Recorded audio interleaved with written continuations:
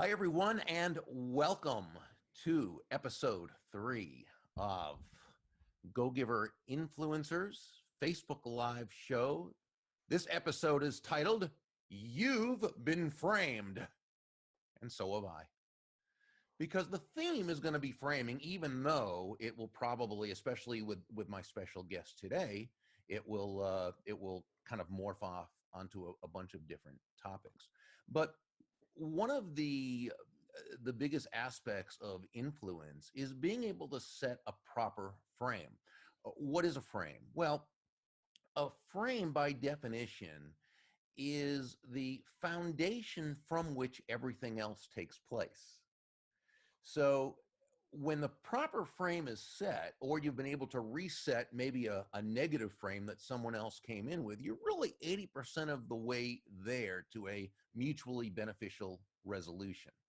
And I often tell a story, and I feel like I've told it 20 times this week because I've been probably interviewed 20 times about the new book, and I know John has been doing a lot of interviews as well. So if you've heard this, please forgive me, but I think it's just the best example of a perfect frame that I have ever seen. And I talk about the time I was in a Dunkin' Donuts restaurant and having coffee, reading a book, and there was this little boy, probably 2.5 years old, running around the restaurant, and his parents called him over to the table. And as he started to walk over, he slipped, he fell on the floor, and he didn't hurt himself, you could tell, but you could also tell he was shocked, he was surprised. That wasn't supposed to happen. So first thing he did, of course, was he looked at his parents, the two people he trusts most in the world, to get their interpretation of the event.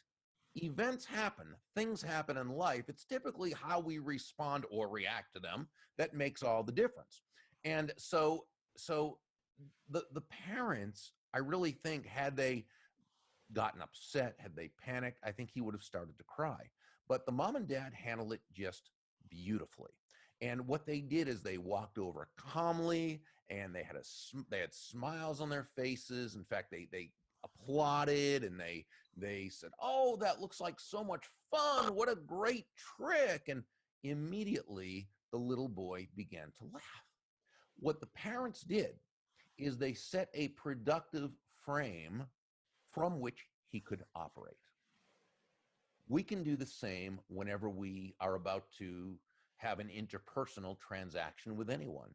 It can be as simple as an inside-out smile when we shake their hand and give them proper eye contact to let them know that we're glad to see them, that we're looking forward to this. It could be that we're in a group and someone comes in the room and you know they kind of like to join, but they don't know if they're welcome. So we kind of open up our body language a little bit so that they know they're welcome. We're giving them a frame of welcome. It could be that a prospective customer who we're about to present to, she's a little bit defensive, and maybe she is kind of used to salespeople being pushy, heaven forbid, and that she feels uptight about it. So what we do is we kind of reset this frame by simply saying, Mary, while we've been able to help a lot of people with this product, whether or not it's the right answer for you, we simply can't know without exploring deeper and determining whether it meets your needs. So please know our discussion is really for both of us to discover that. And if it does, great. If not, that's okay too. And so now we've created the frame where we're two allies looking for the best solution for her, as opposed to prospect against the salesperson and it being a battle. So, when we can set a frame, what we're doing, and one of my favorite quotes about this is ironically enough from the, I think, 5th century before the Common Era military classic, The Art of War, credited to military strategist Sun Tzu, where he said the ultimate of in knowledge and strategy is to make conflict altogether unnecessary. And that's really what we want to do. Now, sometimes conflict is necessary. And when it's a legitimate conflict, we need to be able to handle it tactfully, diplomatically, all the ways that we need to do that. But when we can keep conflict from ever taking form, unnecessary conflict, Now that's the ultimate in, strategy and knowledge. That is what setting a frame can do. And with that, I would like to welcome my great friend and brother, the person I humbly call the greatest writer on the face of this earth.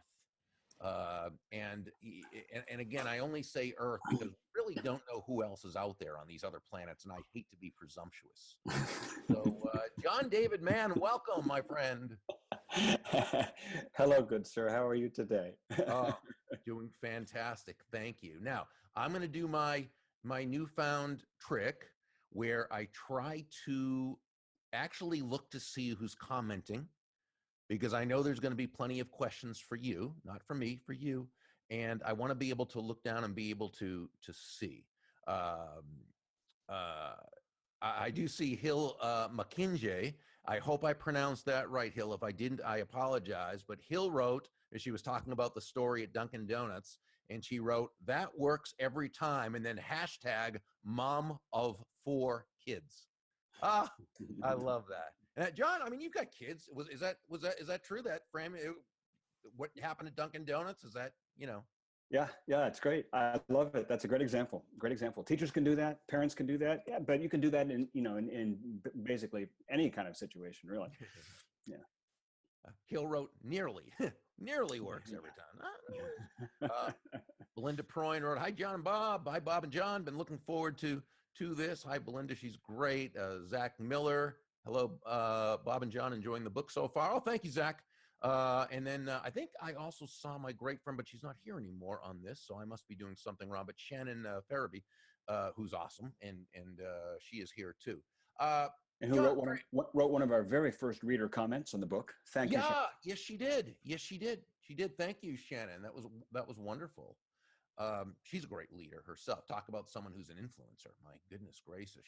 She actually came into a direct selling business, never having been in sales, never having been in direct sales, only, liking the product and having nobody there to teach her. She had to kind of learn herself. So she just read books and she listened to people, and she is one of the wisest people I know. She's amazing. She actually happens to be one of our certified Go-Giver speakers, but I mean, and through that, I've gotten to know her, and my goodness, she is just so impressive. Let's see. Okay, so John, we got the book out this week, The Go-Giver Influencer, and framing was secret number 3. Yes. What are your thoughts about framing? We talked a lot about that, and the judge, one of the characters, Judge Celia Henshaw, talked about it. That what she said, there's a frame is always set one way or another, and it really is, isn't it? It really is. First, let me ask you: am I showing on this broadcast, or am I just voicing? No, face. Oh, you know what? Wait a second. Have you shared screen? Wait a second. Yeah, there you are. Yeah, you're right there. In all your handsome splendor, co-authorial glory. Huh? Yeah, well, I love this topic of framing. It's so great because it's, in screenwriting, which I have said to many people in many interviews, when they ask about my career path, I say, Bob Berg destroyed my career. It always gets a laugh, by the way. And then I go on to explain, because I was heading out to Hollywood to be a screenwriter. That was my plan when my friend Bob came along and said, "I'd like to write this book with you." As it turned out, I often say the universe knows you better than you know yourself. Well, Bob apparently knew my career potential better than I knew it myself, because what I really was meant to do was write books. And I discovered that when Bob asked me to help with The Go-Giver over 10 years ago. Can you believe it's been 10 years? Wow. So in screenwriting, they have this thing called subtext. And subtext is, you have dialogue, which is what the people are saying. And there's subtext, which is what's really going on. It's what's really going on that's unsaid. And subtext is very much related to this business of frame. It's so key in determining the quality of human interaction. In the wild, animals have 2 common ways of setting a frame when they first encounter each other. They may show their teeth. They may show their belly. Right. Now, if they show their teeth, what they're saying is, get ready, because I'm ready to fight. They're not smiling. They're like, "Argh." Showing their teeth means I am tough and I can hurt you. and I will hurt you. Showing their belly is saying, you'll get no fight here. You can trust me because I'm trusting you. It's showing their vulnerability, showing their understanding. Is that like when humans shake hands? I wonder if that's how that started. It's like no weapons. Yeah, exactly. It's like showing that your hands are empty. Is how handshake started. It's the same thing. Humans really is. Human beings, when we're not, typically when I first encounter a new person, I don't fall on the floor and show my belly. Although it might be fun, but that's not what I do. But humans are different, but it's the same concept. When we show our teeth, it means friendship. We smile. That's what our teeth means. But let me just give two examples that to me are like the dog's teeth or belly. You're checking in at a hotel. You're going to be at a meeting this evening. You got there late. You're checking in. You've got 50 minutes to get into your room, get changed, and be down in the meeting room. You walk up to the desk, and the clerk says, I'm so sorry, I don't see your reservation here. Must have been some mistake. And I said, well, I got to get my room. Well, it's going to take us a while to get a room clear. Okay, now there are two ways to go here. I can bare my teeth, which I can say, do you realize I need to be in my meeting in 50 minutes? That's factually true, but what I've just done is set a frame, which is basically, I'm making my problem their problem. And I'm saying, I'm ready to fight you over this. Yeah. Here's another way to go. I could say, you guys must be going crazy. It is so busy right now. I can only imagine you're going out of your mind. I have just taken on their problem and not made it mine, but acknowledged it. I've just showed an underbelly. It's the opposite approach. Guess which one is going to create a more productive conversation? Right. That's a frame that creates benevolence between both. It's subtext. The subtext, I haven't said it in words, but the subtext is, I feel for you, I can see your situation, and I am prepared to be a pleasant individual and not give you a hard time. And notice what I haven't done is said, well, then I'll just forget about my room. I haven't said that at all. I'm not creating a position of weakness. I'm not giving up. I'm just creating a frame for a productive, decent human interaction. Yeah. I love that. Here's another thing we need to be able to do as influencers, and that is recognize when a negative frame is being set on us. And that might be when someone gives us a choice of two options and asks us to take one or the other. When neither of them is an option we want to take. Right. But it's human nature to buy into that, right? And to, in a sense, we talk about this, I think in Go Giver Sell More, when someone says, when you grow up, do you want to be wealthy or happy, right? Yeah, right. Well, of course, with that presuppose, that's what you call the treacherous dichotomy. Right. The false dilemma, the unnecessary use of the word or, right? There's no reason for it. It's an and. No, not wealthy or happy, wealthy and happy, right? That third choice. How about both? Yeah. Right. How about both? And we can do that anytime we're given two choices. What I suggest that we want to do is, if we don't feel quite right about either of them, let's check our premises or check the premise and ask, well, let's see, are those two choices the only choices I actually have? Or does that person want me to think that those two choices are the only two choices I have? Yeah. We ask, could there be a third choice? And in conversation, the phrase, let me take a step back for a sec, is never a bad option. Right. Yeah. And so, so part of influence is, we never want to manipulate another person, and we also never want to be manipulated ourselves. Right. And so that's important. So always make sure you don't get trapped in someone else's negative frame, because it's more in their interest than it is in your interest. You want it always to be both interests. Yeah. It's a great point that, funny, I was in an interview earlier today, and the person was asking about how to be a go-giver and still reconcile that with being economically successful in your entrepreneurial business, and blah, blah. And there was, again, the assumption that you and I have seen so many times, right, that being a go-giver means being nice and basically, giving in to everybody else's demands. Right, exactly. And I had to make the point again that it's true in all the go-giver books, that applying those principles is never to imply weakness. naivete. We are not, when we expect the best, we're not being naive. My dad was one of the kindest, gentlest people I've ever known, and he always expected the best in people.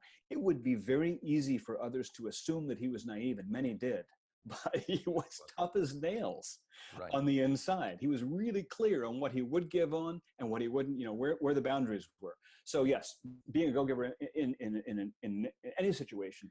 Right. A go-giver simply meaning you're focused on providing value to others. There's nothing about that says that you're supposed to be a doormat or self-sacrificial or a martyr. Nothing. Exactly. But I think it's natural that somebody hears the term go-giver, especially if they haven't read any of the books, and think, well, you're just, you know, giving yourself away, and you're not. No, that's not it at all. Yeah.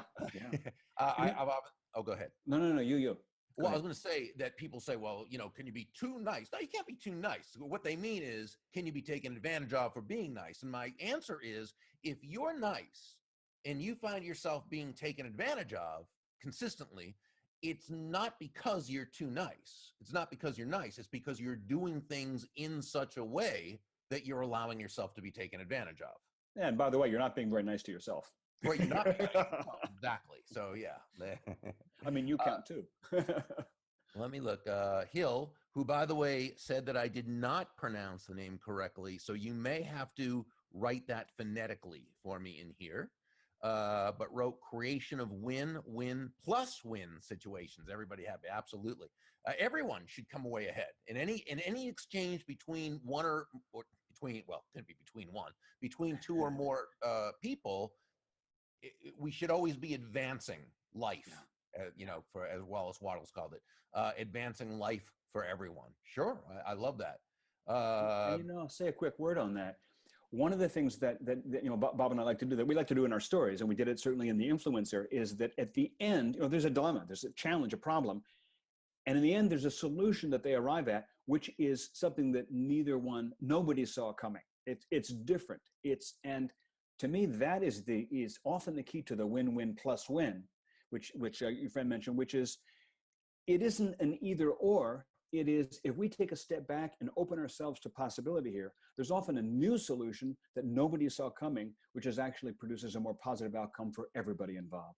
The reason we do that in stories is that happens in real life. It happens all the time. It's not, you know, Pollyanna. It's real. It's creativity. It's human ingenuity. Yeah. In fact, when after the Go-Giver came out, when we wrote Go Givers Sell More, which is sort of an application of the 5 laws, how many stories did we include of people who either utilized one or more of the 5 laws after reading the book, or more than that, we're always doing it. You take in Arlen Sorensen, right, formerly of HTG and of the I'm trying to think of the name of the peer groups. Here is a guy. And first, this is a majorly successful human being, financially as well as in all other ways. Wow. The lives he has touched and the people he's put together and the things he has done. You know, he is the walking embodiment. And I love, you know, there's certain people that's not a walking embodiment of a go-giver, is not something that's just 1 or 2 people. There's many people who do embody that. And he happens to be one of them. Yeah. But, you know, here's a guy who just, and we included his story in the book. But, you know, I did a program for one of his groups actually a while back, and all they could talk about is what an amazing mentor he has been. Yeah. And he's created mentors upon mentors upon mentors, and he's got all these people throughout the world working together to help build each other's business and create a bigger pie for everyone. Yeah. You know, and I just want to amplify what you're saying about Arlen, in that, you know, when we talk about the kinds of things that Arlen has done with people and his colleagues have done and his cohorts have done, it's not just by being nice. I mean, often in these situations, they're dealing with IT groups and with very technical situations. And often there's actually, you know, a lot of technical knowledge and intricate ingenuity being applied in arriving at solutions. And it kind of goes back to framing for me, is that one of the goals of positive framing isn't just to have a nicer conversation, isn't just to avoid getting in an argument. It isn't just to make it pleasant. It is that when you create a positive frame in a potentially negative situation, right, that could turn into a pitched battle, when you create a positive frame, you also unleash powers of creativity. You unleash the possibility of solutions that neither one saw. I mean, here I am at the desk, and this guy is saying there's no room ready, and I need a room. I don't see a solution, but you know what? There's a solution. There will be a solution. I can't know what it is yet, but I do know that if I create a positive frame, it's going to open rather than close. You can have a closing or an opening. And if you open that conversation up, you know, in 30, 40, 80, 90 seconds, that desk clerk is going to say, you know, I think we got a cancellation over here, or whatever the solution is. It comes up. Mm-hmm. Well, you know, I think of a person who years before Kathy Tajanel, wonderful business partner, friend, she was trying to get me to go to a Mac, okay? And I was on a PC. And I'm not saying anything bad about PC. I'm just saying that they tend to need a lot of maintenance. And like a lot. Like a huge amount. I'm like, how much, Bob? And so I kept this guy employed, let's say, who just his business was basically fixing PCs. Mm-hmm. And I mean, he was over every week fixing mine. I mean, it was really, and he used to, and this goes back to framing. I would ask him to fix something or do something. And his default response, and he was, by the way, a great guy, but his default response was always, no, this can't be done. That was just his default response. Yeah. And I remember at first I would buy into that frame, and I was nervous about paying, you know, because it was usually at a time I had to get, and I'd say, no, come on, you know you can do it. You've done this before. And we'd go back, no, it can't be done. Yeah, right. I finally caught myself. I realized I'm buying into the frame of, yes, which it was his default mechanism, which kind of a computer term, I guess, which is that it can't be done at first. But here's what he did. He was actually quite a brilliant guy and a fantastic technician. His initial response was it can't be done, but that was his way of giving himself time to kind of figure it out, because he always came through and you know, saved my vegetarian vegan bacon many times. So what I realized was, when he does that, just let him go. Let him have that. Let him go. And when I'd say, you know, Will, here's what's broken. Can you ready? No, that can't be done. And okay, yeah, I just kind of waited, and I could, you know, the wheels were turning. But here's what I could do, right? And so when we have people in our lives who have a certain default mode, and we all have them, by the way, just some are different than others. Some people go into panic mode. Some people go into no, it can't be done mode. Some people go into anger mode. Some people go into helpless mode. Some people go into understand where it is and what they're doing. I had another person who, when giving advice, and it's when it was proper to give advice, this person would usually respond with, I don't think I'd feel comfortable doing that. And it would frustrate me because, you know, she had asked me for advice and I had suggested, and then she'd say no. So what I realized was, again, that was just her default mode. And so what I'd start doing is, when I'd give her a piece of advice, I'd immediately follow that with, but you know what, just kind of think about it and let that kind of, you know, germinate in your mind a while. Don't take action on it yet. Just kind of play it out in your mind a little bit and see what you come up with. I love it. I love it. That's fantastic. Yeah. And then she would, you know, after a while do it if it was appropriate to do. Sometimes she wouldn't, but sometimes she would, and it worked out. But then it was kind of her doing it on her terms, and which is how it should be anyway. I love, in the first instance, in your first example of your PC guy, that was a great example of setting a totally different frame by saying nothing. Ah, right. I mean, and sometimes that's an exceptional thing, to just say nothing, and just be present. Just be present. Listen and just say, not in a threatening way, like, you know. But that's exceptional, because you kind of let the action just stop itself. Yeah. I love it.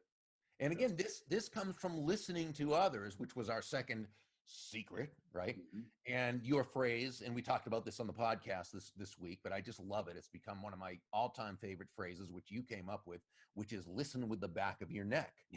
And I love that, because what it says is that you're not just listening with your ears, which is really hearing, which is more physical as opposed to listening, but you're listening with your entire posture, which could be physical in terms of, or it could be really the back of your neck. You're listening with your essence, with your humanity.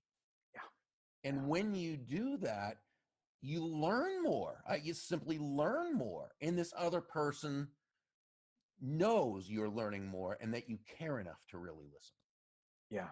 Yeah. It's like, and you're listening not simply to the words the person is saying, but you're also listening to what they're not saying.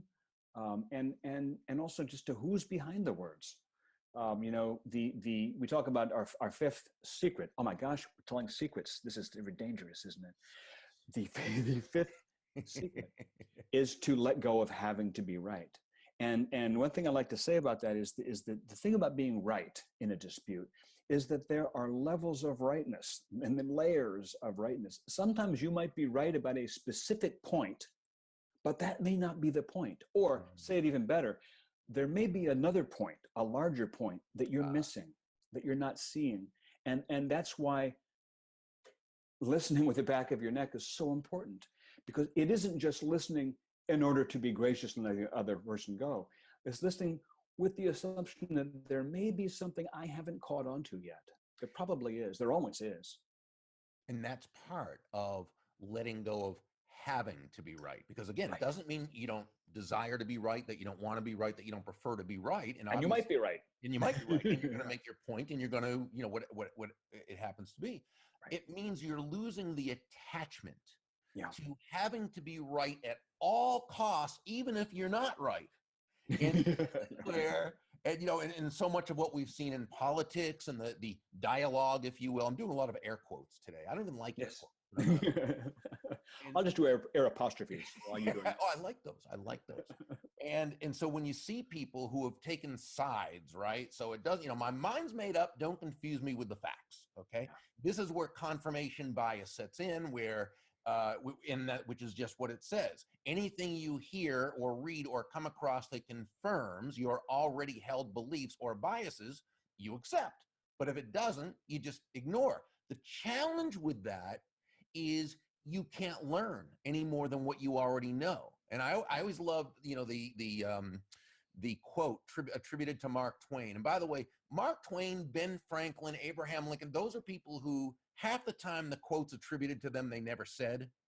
So I always, put air quotes around that too. It sounds very Twainian.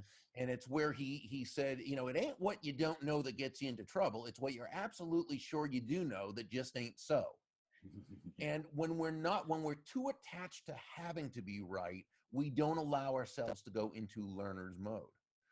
You brought up a great point that you don't truly understand a topic or a subject until you can argue it from the other person's side. Right. Which doesn't mean you have to agree with them, but you can still understand where they're coming from. When you do that, you actually are going to be more. See, the paradox of that principle, of that secret, let go of having to be right, is that you think that's going to make you less influential. No, it makes you more influential. Right. First, you know more. Secondly, the other person knows that they sense that you're not looking to just be right and defeat them, to overcome them, but that you're looking for the truth. It's like what you said, your words in the Go Giver Leader, tact is the language of strength. I think this may have come from your dad. My dad, yeah. Yeah, that's such a great sentence. And it's exactly what you're talking about here in terms of letting go of having to be right. It may sound on the surface like you're taking a weak position. The opposite is actually a position of strength. I was on Twitter the other day, and I happened to notice my good friend Bob Beckel. Bob Beckel, I wrote a book with him. I wrote his life story. Yes, you did. It was a great book, by the way. A wonder. What was the name of it again? I should be dead. I should be dead. That is a wonderful book if you get a chance. Oh, thank you. It's a terrifying and amazing story. But Bob was grew up in an abusive household, lifetime alcoholic, drug addict, and he was like an alcoholic by night and a political operative by day. And it's a story of a Democratic operative. He was did Walter Mondale's presidential campaign. Right, Mondale in 80. Died in the wool, Democrat, liberal. Okay, I'm watching on Twitter, and Beckel had said something, and he's famous for being outrageous and for just letting anything come out of his mouth that he thinks of. He says he has no filters. He burned them all out with booze. That's what he says. Recovered alcoholic now, recovering. So he had said something about some conservative person. I don't recall what it was. And a few hours later, I saw him go by on the Twitter feed. And he said, a few hours ago, I said blah, blah, blah about this person. Have discovered that when he said that, he didn't mean this. He was referring to this other person. Apologize. I was wrong. Apologies to so-and-so and so-and-so. And it was, my phone almost exploded. What is this? Somebody on Twitter saying, I'm sorry, I was wrong. You know how rare that is? And how refreshing it is. And so did that make Bob Beckel, that is, less believable and credible and respected? Okay, made him totally more credible. Because when you can show your underbelly, when you can show your vulnerability and say, I may be wrong about that, you are now assuming a position of strength. Yeah. Oh, what a wonderful story. I love that. Thank you. Okay, this was a very fast 30 minutes. We're always talking to you. Wow. It goes by all too fast. So you know what? We'll come back here. Well, I don't know if you will. I will. Hopefully you will. And say hi. And Lisa Copeland's on here. Hi, Lisa. Yep. And she was our guest last week. Of course, she's author of one of my favorite books, Crushing Mediocrity, but also she has another book coming out soon, and love her to death. And there's a bunch of people. I can't really see any, but I can only see 4 people. I'm gonna have to learn how to do this so I can see everyone. But anyway, I'll come back here. Maybe you will, John, too, and just say hi to everybody and answer questions that people have. Do look forward to seeing everyone next week. In the meantime, on behalf of John David Mann, my awesome great friend and brother and co-author of the Go Giver series, including our most recent The Go Giver Influencer, which you can find out more about and get the first 2 chapters at thegogiver.com. I'm Bob Berg, wishing you an awesome day and a fantastic, fantastic week.